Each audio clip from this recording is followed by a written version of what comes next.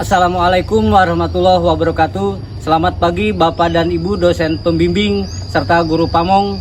Saya Dudi Supriyadi SPD, peserta program profesi guru dalam jabatan kategori 1 angkatan 2 tahun 2023 di Universitas Pasundan Bandung.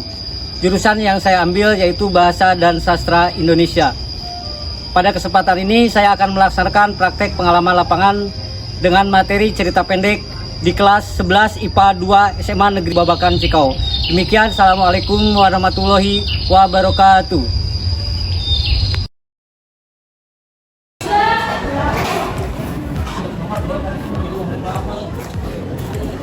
Assalamualaikum.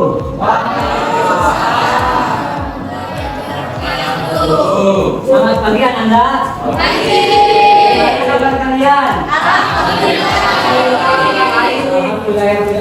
Bapak pun hari ini dalam keadaan sehat walafiat. Baik, sebelum dimulai pelajaran, Bapak ingin absen dulu ya. Iya, Pak. Ananda, kita tahu bahwa hari kemarin perwakilan kelas kita mengikuti event atau kegiatan lomba Paskibra Sukabumi tingkat nasional. Dan alhamdulillah perwakilan dari kelas kita siapa? Kemal mendapat juara kelima tingkat nasional. Kita berikan apresiasi.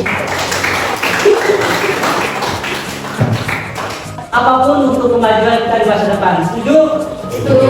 Baik, sebelum dimulai pembelajaran, silakan ketua kelas Ananda bimbing untuk memimpin berdoa.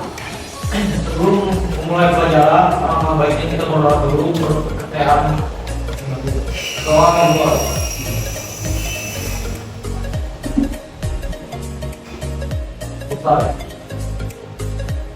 Mangga kepada saudari Nadia untuk bisa ke depan memimpin pendidikan atau pendidikan di masyarakat.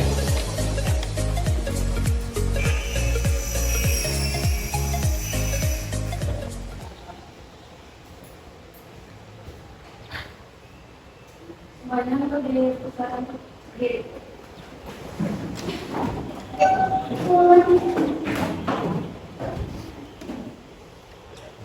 Hiduplah Indonesia Raya. Indonesia, tanah tumpah darahku. Di sanalah aku berdiri. Hiduplah tanahku, hiduplah negeriku, bangsaku, rakyatku semuanya. Bangunlah jiwanya, bangunlah badannya untuk Indonesia Raya. Indonesia yang merdeka, merdeka, tanahku, negeriku yang ku cinta. Indonesia yang merdeka, merdeka, hiduplah Indonesia Raya.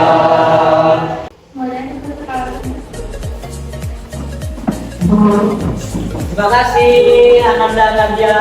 Tepuk tangan buat kita. Yang berikutnya, pada kesempatan ini Bapak akan menyampaikan materi yang akan dipelajari pada kesempatan ini. Kompetensi dasar materi dari cerita pendek. Yang pertama, kompetisi dasarnya yaitu siswa atau peserta didik harus bisa mengidentifikasi unsur pembangun karya sastra. Ya, Dwi, silakan ada yang Dwi. Identifikasi untuk membangun karya sastra itu identifikasi apa? Identifikasi yang ada dari cerita pendek, misalkan di cerita pendek ada unsur eksplisit dan deskriptif. Jadi kita mendalami lebih dalam lagi mengenai unsur tersebut. Baik, kira-kira unsur apa saja yang ada dalam karya sastra itu? Contohnya siapa ya? Ada unsur itu. Ya, unsur intrinsik. Itu tema, alur, latar, penoktokan, sudut pandang, gaya bahasa, dua makna. Baik, bisa ulangi siapa? Coba kelompok yang lain. Unsur ekstrinsiknya apa? Apa saja yang termasuk dalam unsur ekstrinsik? Silakan dari Rizky. Jadi unsur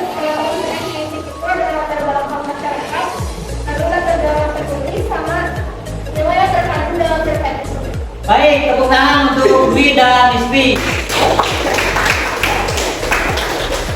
Tapi sebelum pembelajaran dimulai, mari kita sama-sama memupuk semangat dulu.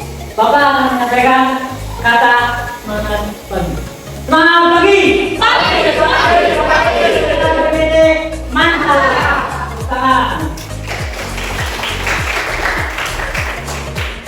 Hari ini tanggal 13 November 2023 kita melangkah kepada materi baru.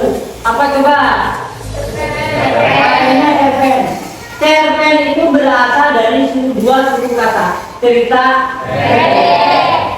Kita buka dulu materi yang berkenaan dengan materi cerpen.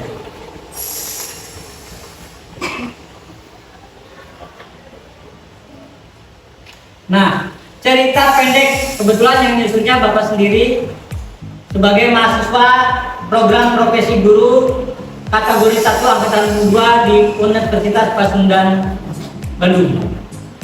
Cerpen merupakan salah satu jenis karya sastra yang di dalam terdapat kisah atau cerita tentang manusia dalam kehidupannya. Artinya apa coba, Nak? Tidak berdasarkan cerita atau rekaan. Siapa yang bisa berpendapat? Gimana?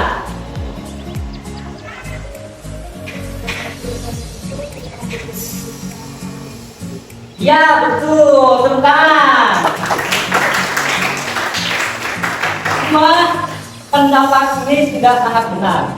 Pertama, bukan rekaan, bukan hayalan. Artinya, harus berdasarkan kepada sudut pandang bahwa dia itu cerita yang dialami oleh pengarangnya dalam kehidupan sehari-hari. Untuk apa coba anak-anak tujuan penulisan cerpen? Yang pertama sebagai hiburan.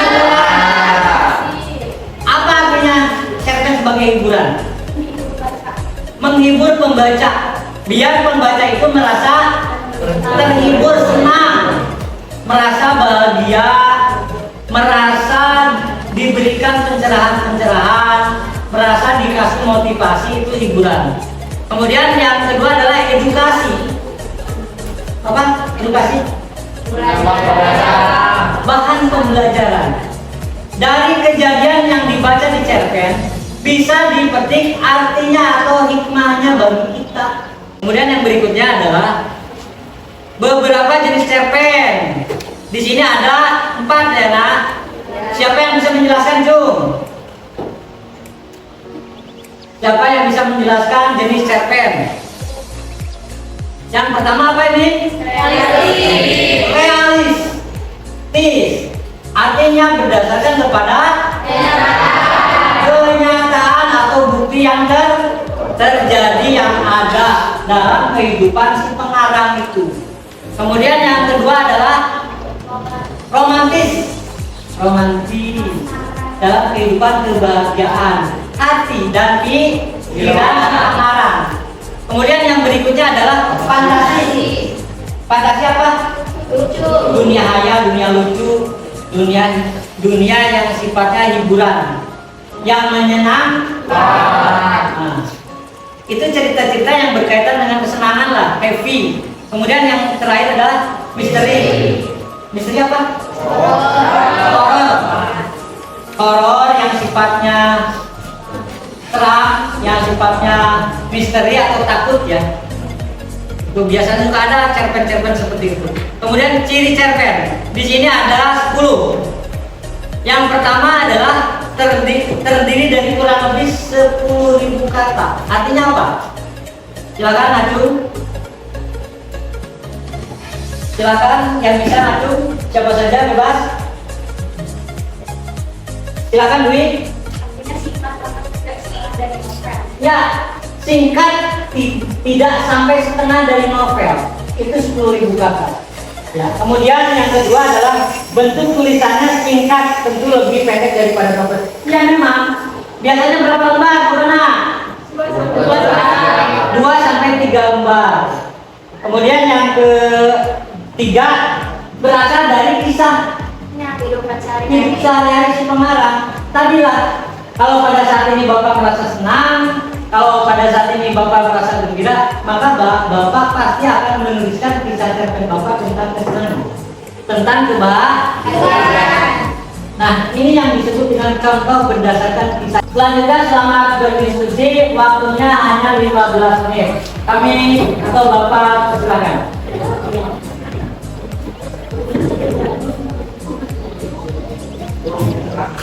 Silakan, Nak.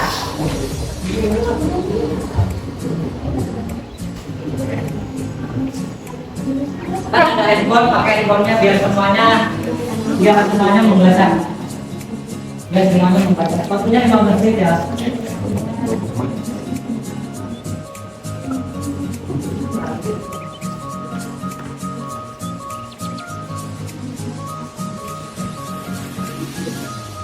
Kalau tidak jelas, Anda bisa menanyakan ke Bapak.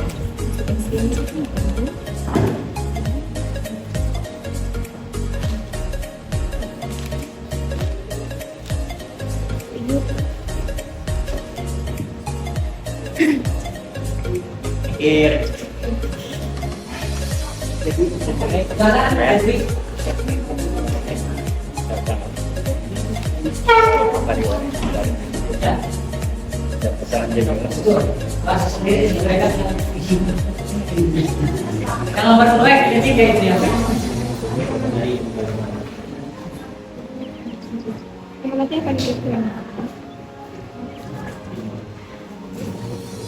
Katanya masih ya untuk meraih cita-cita harus membutuhkan usaha yang kuat, ya kan?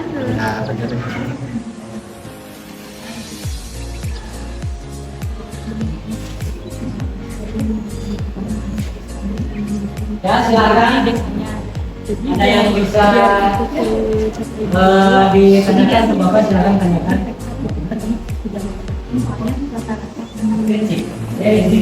Di desanya itu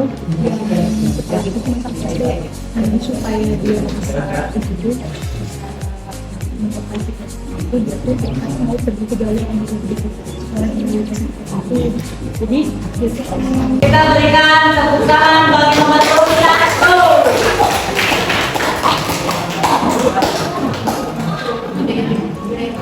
Pertanyaan dan jawabannya ditampung dulu.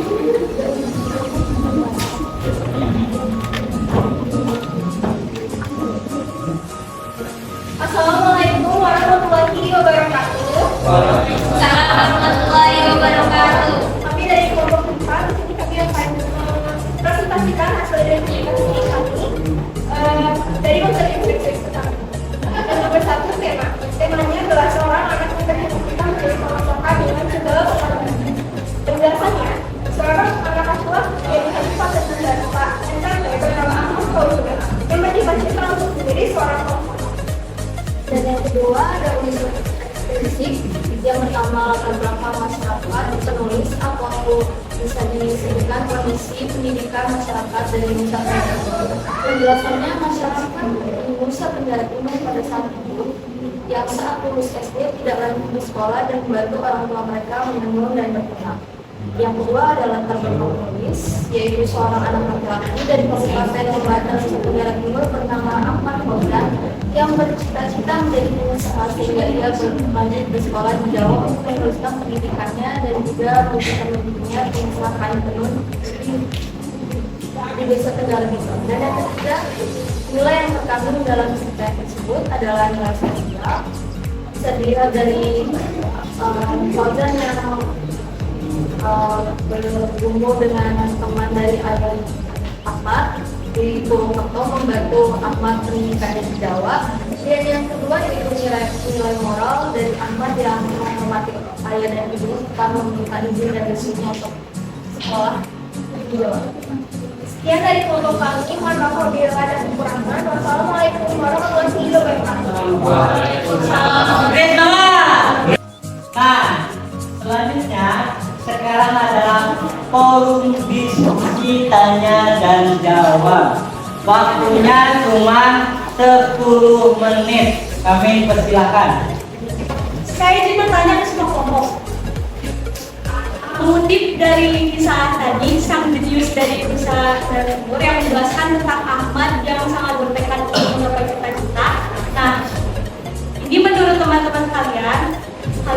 gak sih strategi atau mungkin cara yang ingin kalian lakukan untuk menggapai cita-cita kalian sama yang seperti Ahmad lakukan?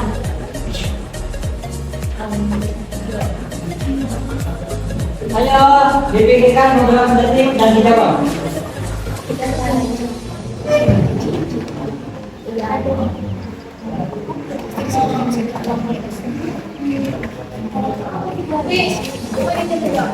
Ya. Yang pertama pasti aku merencanakan apa yang akan aku lakukan nanti. Terus aku berusaha sebisa mungkin untuk bisa mencapai cita-cita aku. Saya belajar di sekolah ini, terus kayak yang belajar yang aku minati banget. Terus berdoa juga jangan lupa, karena gak ada usaha kalau gak berdoa. Juga apa ya? Banyak sih yang pertama aku lakukan. Terima kasih Rizky dari Kosma. Kalau yang lainnya, ini aku punya cara aku sendiri, kayak misal kalau misalnya kita punya dukungan dari orang tua ataupun dari teman, kita juga bisa membantu gitu untuk proses jalannya kita buat sukses atau keberhasilan untuk menggapai cita-cita yang aku inginkan gitu kan.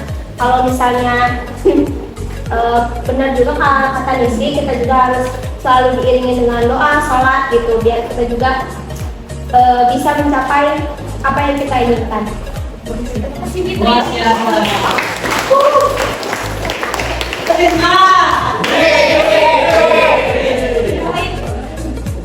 Silakan yang berikutnya. Baru satu kelompok yang bertanya, dua kelompok yang menjawab. Kelompok satu mana? Silakan lanjutkan pertanyaan.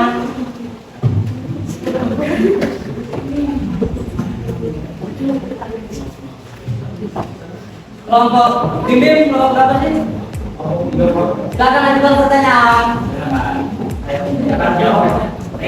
Anak-anak, kalau nggak bisa bertanya harus bisa menjawab.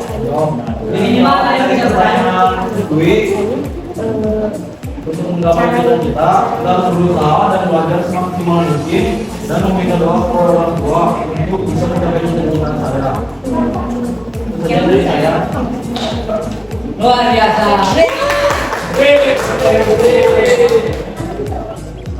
Next.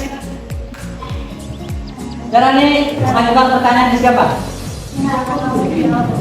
Sana, jawabnya dari sini. Jawab, aku berbagi, aku punya cara, tapi saya menjadi psikolog. Tentunya, tentunya juga kan nggak benar. Selain belajar, kita juga harus dapat dari orang tua, tanpa orang tua juga, tanpa orang tua mesti cita-cita itu juga akan dibentukkan mungkin karena kita dengan orang tua, keinginan orang tua, kemauan orang tua.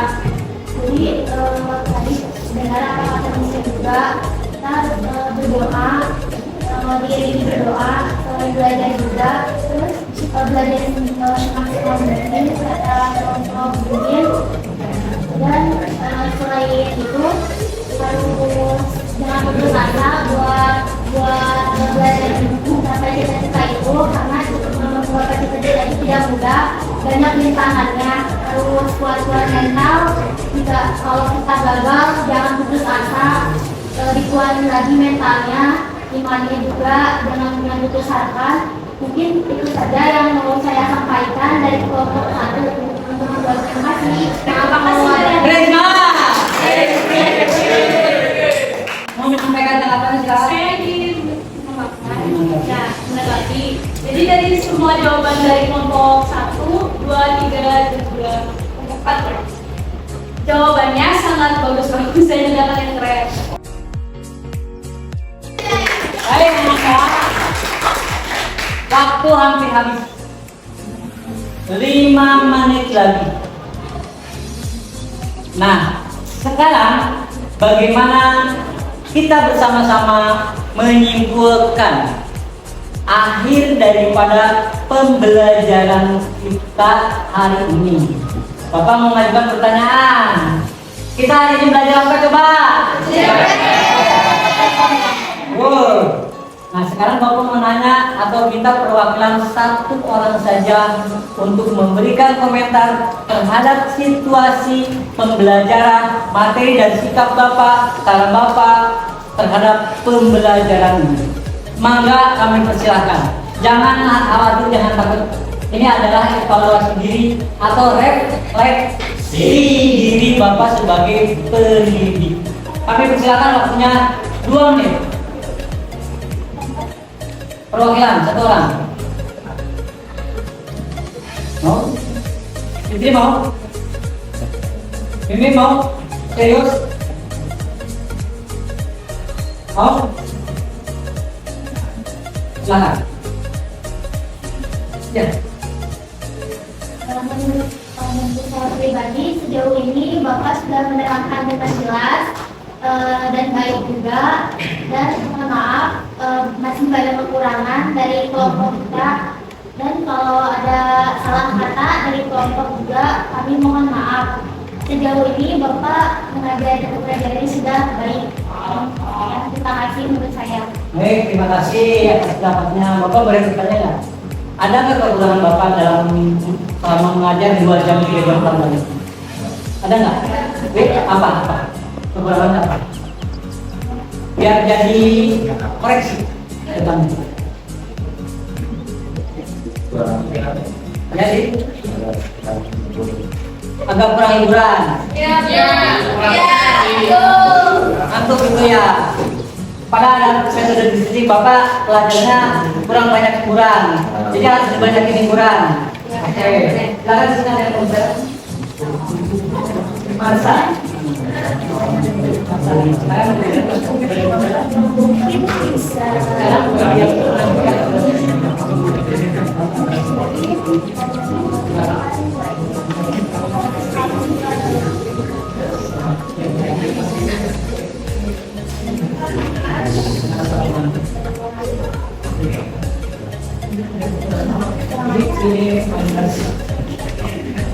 Oke anak-anak, terima kasih atas responnya.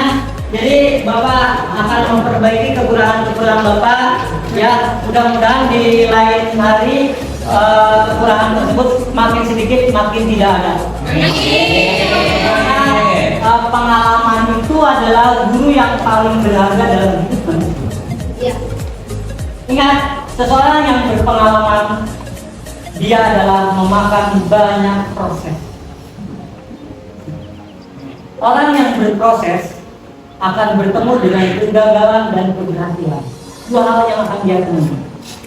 Semakin banyak dia bertahan pada keberhasilannya, pada kekurangannya dia perbaiki, maka tingkat keberhasilan dia akan semakin di depan matanya.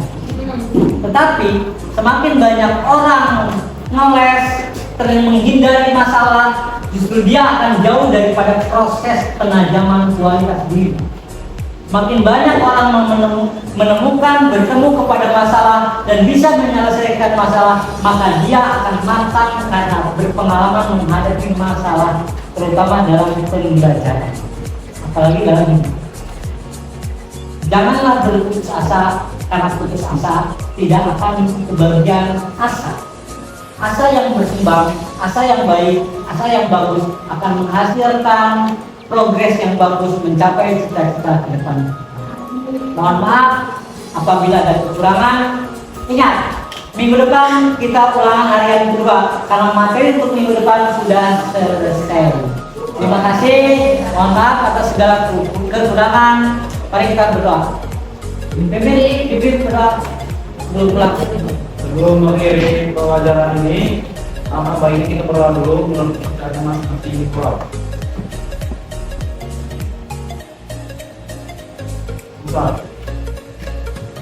Terima kasih. Assalamualaikum warahmatullahi wabarakatuh. Waalaikumsalam.